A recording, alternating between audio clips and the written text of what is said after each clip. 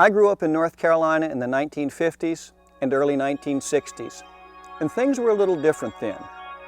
Today our children can visit virtual forest and their friends on a computer screen. They frequently know more corporate jingles than bird sounds, more logos than leaves, and catch more computer viruses than fish. Change is part of our lives in North Carolina. Along with urban growth all around us, we have world-class sports facilities, cell phones and pagers for every pocket, and controlled climates in our homes, cars, and workplaces. Everything around us is branded, and the logos are oh so familiar to each of us.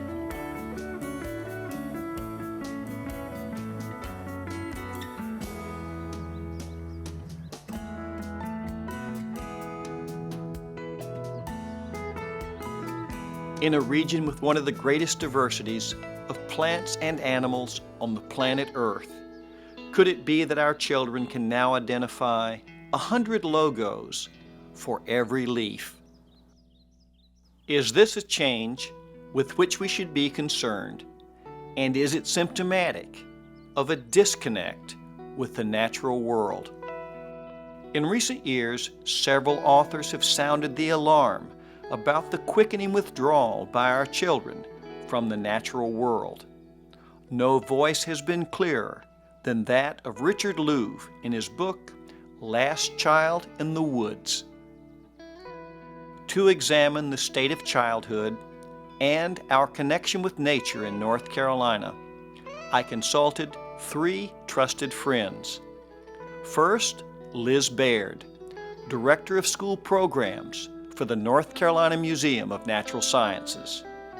Liz is one of the finest teachers and naturalists I have ever met. I talked with Sandy Shank, a Charlotte businessman who, 2 decades ago, turned his focus to nature and established a unique summer camp in the Green River Valley near Hendersonville. It is Sandy Shank to whom my wife and I have entrusted our children in past summers. Finally, I visited with the North Carolina father, woodworker, and oh yes, Governor Mike Easley, who may be part of the last generation of leaders in business, government, and academia to grow up in a small town or rural community before the digital divide.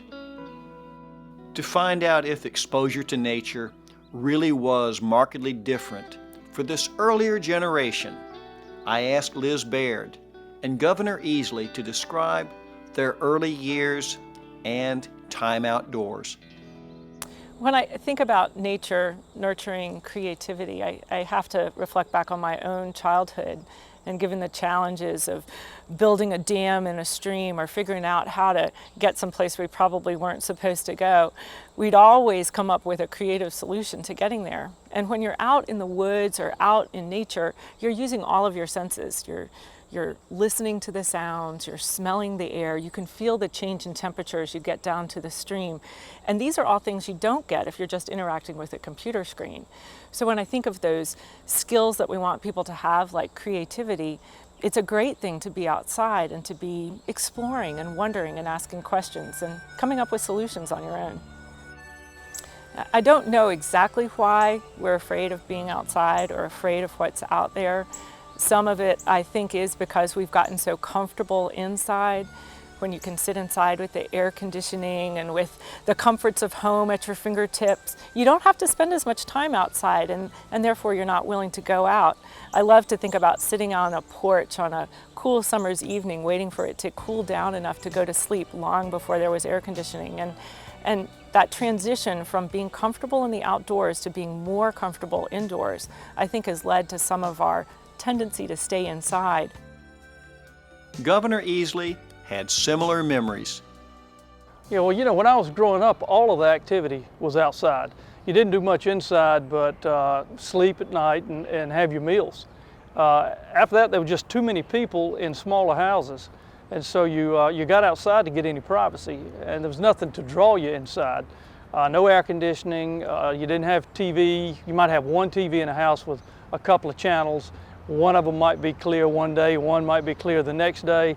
And you know, you had things you had to do on the farm that were outdoors, whether it's you know, picking up eggs or working in some of the fields, or you might want to ride your horses, go down to the, you know, I used to love to go down to the barn and hide in the hayloft, just get away from all of the noise. And all of our friends were all over the farm, and so we just all collect in different places and start carrying on, and everybody was a comedian, and we just have a big time. I think the more you're outdoors, the more sense of community you have. You know, today we sleep in our communities, but we don't really live there. We don't know the people there. Back growing up outdoors, you saw your neighbors every day. You could check on them, they could check on you. Unfortunately, they could tell if you were doing something you shouldn't be doing and tell on you and discipline you. But there was a sense of community. You were always talking to the people next door. You're always in touch with them. And you knew a lot more about people who were not as much like you. People who may come from a lower socioeconomic rung on the ladder or higher. And you were forced to be in touch with each other. And I think that was very, very important in the makeup of my life. And I think it's very important that people do that more and more than we're doing now. Every kid knows you can't always trust everything an adult says. So, we went to the 8th grade service learning group for the Museum of Natural Sciences at Exploris Middle School in downtown Raleigh. Here we visited 9 very bright and technically savvy teenagers and asked each of them a number of questions, including how they and their friends spend time after school and on weekends. Normally on the weekdays, we'll spend time like MySpace, cell phone, homework. But on the weekends, kids probably just hang out, probably not do homework, just chill. My friends and I definitely do a lot of texting, and we also get on MySpace a lot. That's our main way of communication. And when we hang out, we usually go to the movies or a mall. Sometimes we do get on the internet, sometimes, just to be truthful. Being truthful. Because, yeah, sometimes I don't have a MySpace, but I do check my email often. I actually have it attached to me all the time because it's attached to my cell phone. Yeah. Probably, I don't spend that much time outdoors because of all the electronics today, iPod and stuff. We usually talk on cell phones and email each other and chat on Gmail and those kinds of things on weekends. We ask each of our student guests to describe their most memorable outdoor activity or experience. Here is a sampling of their responses. It's probably going bird watching with my grandpa because I always had fun looking at birds and just watching what they do. Well, my friends and I and my family went up to Bond Park, and me and my friend went canoeing. And it was really nice and peaceful, and the weather was great.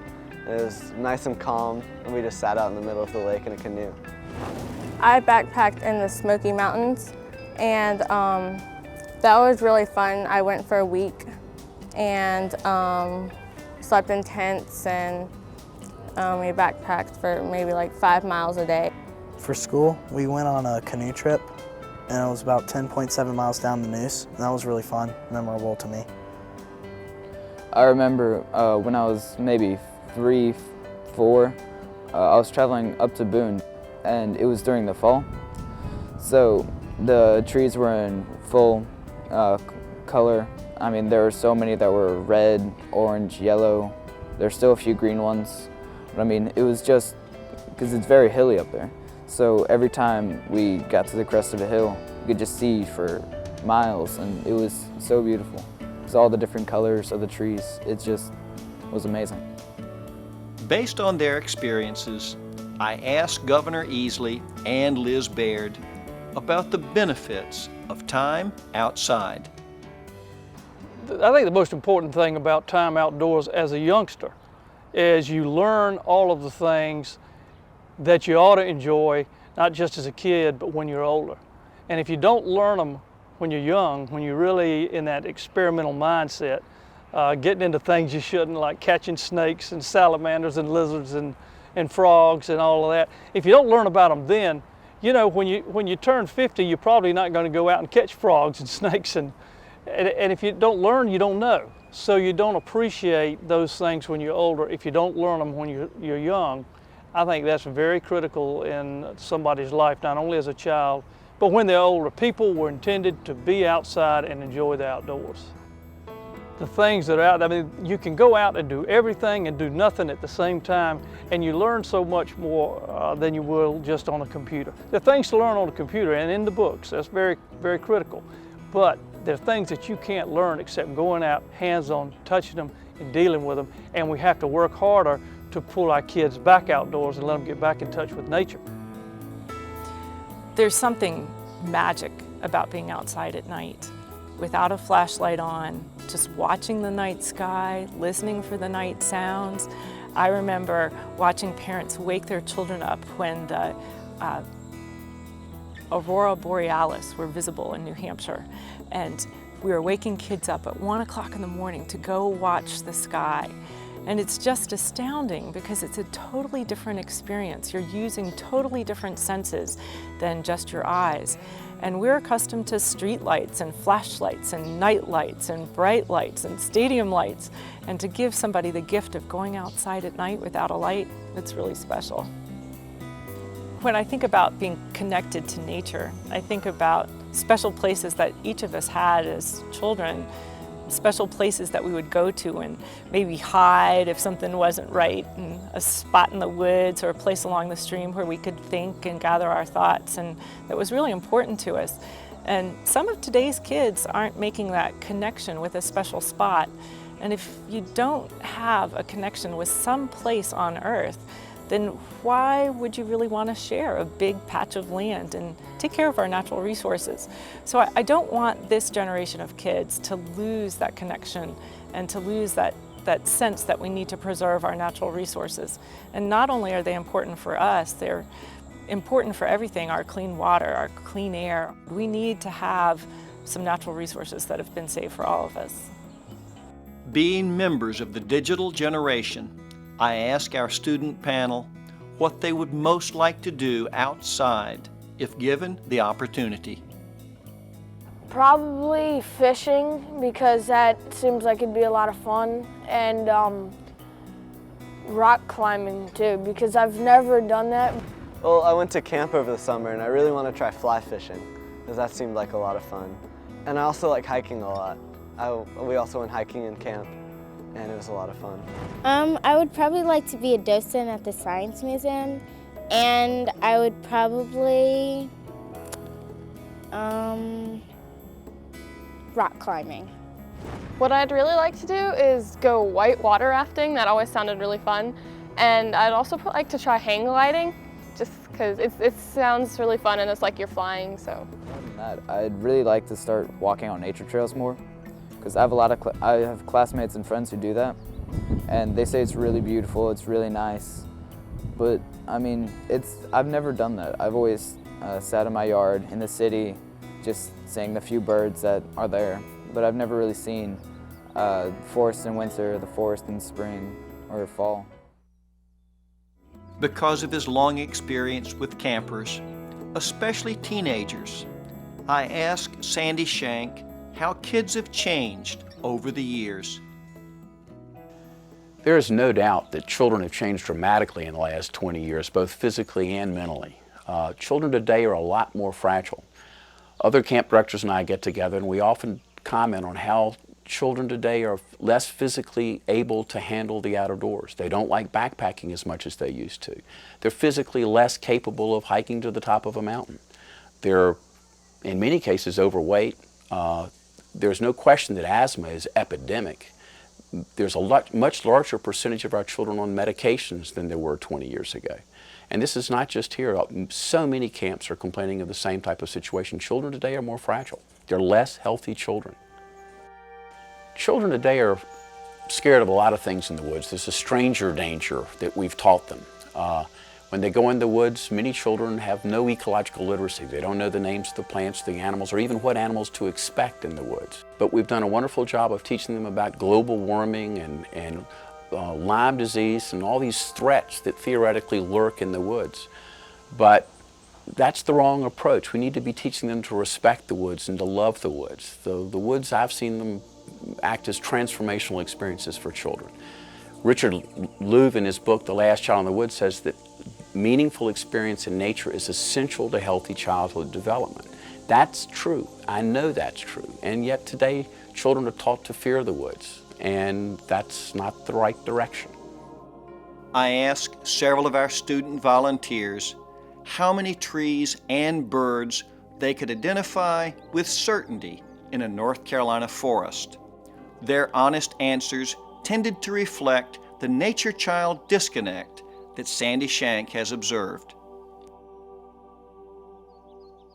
I'm not really sure that I could identify a lot of birds and trees. I know the state bird, the cardinal, and finches I see around my yard a lot, and pine trees, of course, and oak trees, but I don't know any other really common trees around North Carolina. If you let me go in the woods, I'd probably be able to identify maybe 15 birds and maybe 12 trees, yeah. If I were to go into the forest, I'd probably know maybe like one tree that I'm pretty sure about, and that'd be the oak tree, and maybe 2 birds, maybe 3. I like birds. I've had bird houses and bird feeders in my yard ever since I was born. So I've gotten used to birds. I know I can identify birds by markings and by sound. Trees, I know pine and oak, but I don't think I'll be able to identify many. But We learn best those things to which we have ready access. Our children have ready access to technology, and they have mastered it. Greater access to nature is necessary to connect. Sandy Shank agrees. Children today need to spend time becoming friends with the trees and finding wonder in the ponds and the streams. Their curiosity, I think, is naturally developed by direct engagement with the outdoors. In the outdoors is their sense of wonder. There's a sense of awe. There's a maturity that they can learn in the woods that they can find in very few other places.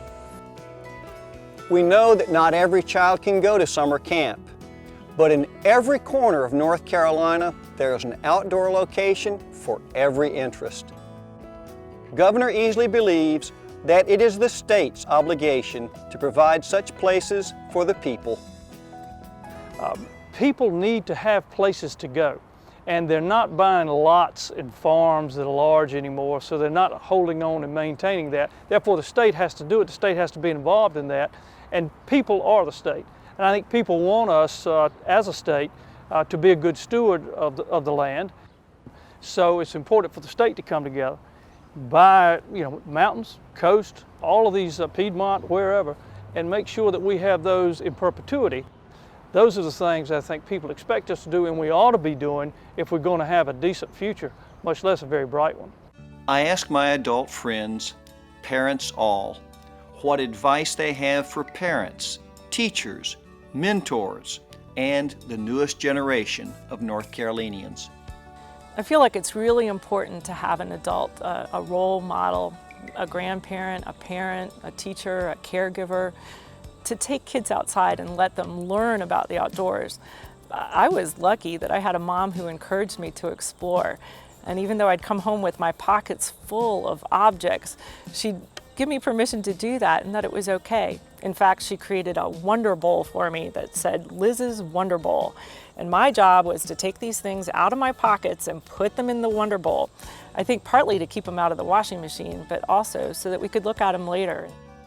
North Carolina's got so many beautiful places, but we need to teach our children that some of the most wondrous and beautiful places are right in our own backyard. It could be the park right down the street, or it could literally be the tree in the side yard is a wonderful spot. Children will find awe and wonder in nature if they open their eyes. Beauty is right beside us at all times, I think. And that's one of the lessons we need to teach our children. You don't need to go to Yellowstone. Try your backyard. There's wonder there. It'd be my wish that parents and teachers would focus more on the roses and less on the thorns when they're talking to kids, because there's so much good outdoors. It seems like now it's like, watch out for poison ivy, don't get near the dog, don't, you know, there's so many reasons that kids are afraid to go out and enjoy so many little things. I hope our teachers and parents will understand that there is a responsibility for this next generation coming along to preserve our heritage and our environment, our natural resources. And they can't preserve them or have any interest in preserving them unless they first appreciate them. And if they don't learn to do it when they're young, they'll never do it when they're older. And that's the one wish I have for our kids in North Carolina.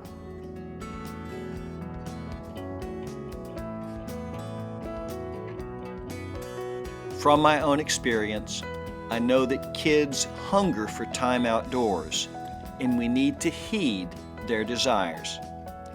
I ask our student friends where they would most like to go for an outdoor experience in North Carolina if given the opportunity. I want to go to the mountains because I've heard that there's a lot of cool places to go there, and like there's beautiful sights to look at, and it just would be a fun time to spend with family and just look at nature. I want to do more canoeing. I do some canoeing with my dad, but I'd like to do more on weekends. Well, I'd like to do camping, just spend time outdoors, sleep under the stars and everything. It sounds interesting. And rock climbing sounds really exciting to do. I've always wanted to go to Figure 8 Island because my mom has gone there a couple times when she was younger, and it'd just be really interesting. I've always wanted to swim across that little gap at low tide. When I was maybe 3 or 4, I went up to Grandfather Mountain, but the only problem with that is I can't remember anything. I remember once I hid under a table when it was raining because I didn't want to get wet, but that's all I remember. So I'd really love to go back there, go over the bridge, see the animals. None of us wants to turn back the clock on technology, but we shouldn't let computers and other tools of technology replace time outdoors in special places. We're going to ask you to do 2 things that we have never asked of our audience before. First, if there are children in your life, your own children, students, nieces or nephews, take time to read this book, Last Child in the Woods. And next, take your remote, point it at the TV set, turn off the TV, and take the children in your life outside to explore North Carolina.